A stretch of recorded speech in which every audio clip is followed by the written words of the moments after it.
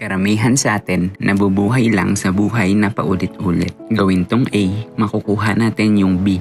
Parang isang cause and effect, autopilot experience. Pag nakaranas tayo ng surprise o pag may set tayo ng expectations at iba yung nakuha natin, yung utak natin hindi alam gagawin dun. Hindi tulad ng looking forward sa future plan or looking back sa past memories na alam mo na ano malamang mangyayari. Kaya ano ba talaga power ng isang surprise?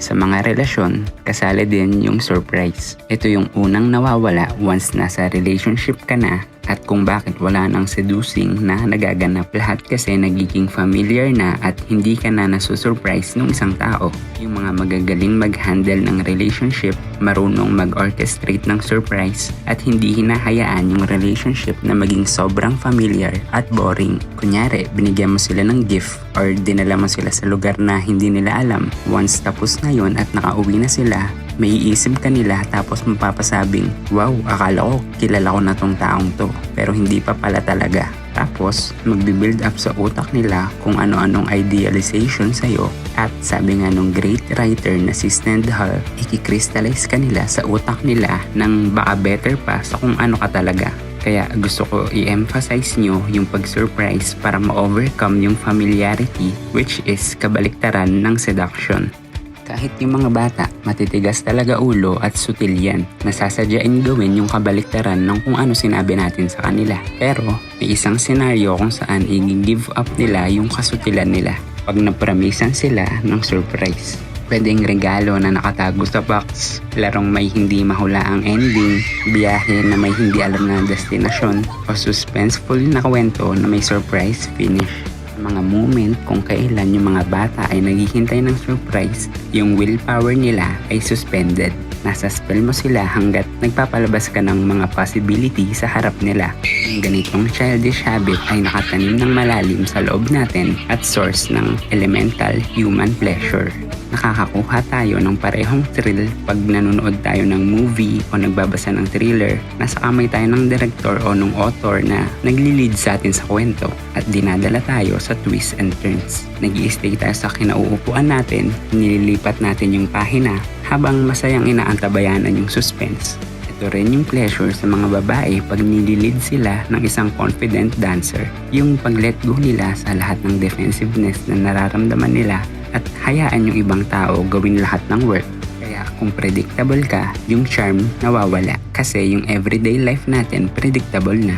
Parang yung sa kwento ng 1001 Nights. Ganito yung story niya.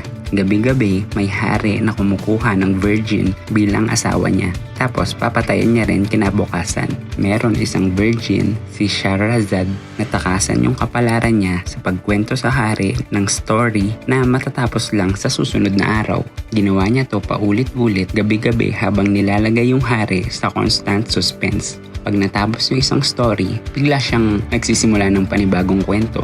Ginawa niya to ng halos 3 taon hanggang sa napag-isipan ng hari na i-spare na lang yung buhay niya.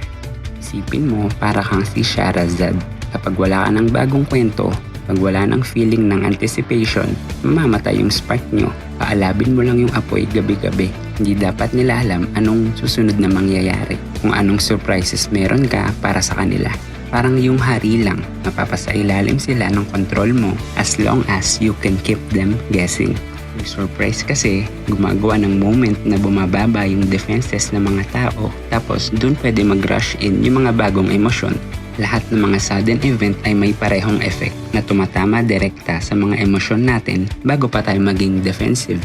Kung ikaw naman yung taong mahilig mag-improvise at ini-imagine na yung mga calculation ay kontra sa spirit ng surprise, nagkakamali ka. Yung palaging nag-i-improvise, meaning lang yan, tamad ka at sarili mo lang iniisip mo. Ang kadalasang nakakakuha ng loob ng tao ay yung feeling na nag-expend ka ng effort sa behalf nila.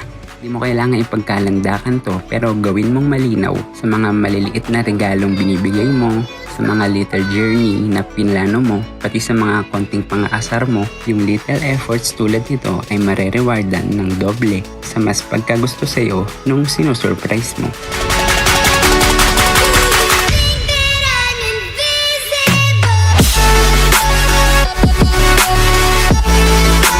natutunan kayo sa video to, ma-appreciate ko kung i-hit niyo yung like button at huwag niyo na rin kalimutang mag-subscribe at i-click ang notification bell. Ituturo ko sa inyo how to be you ×2.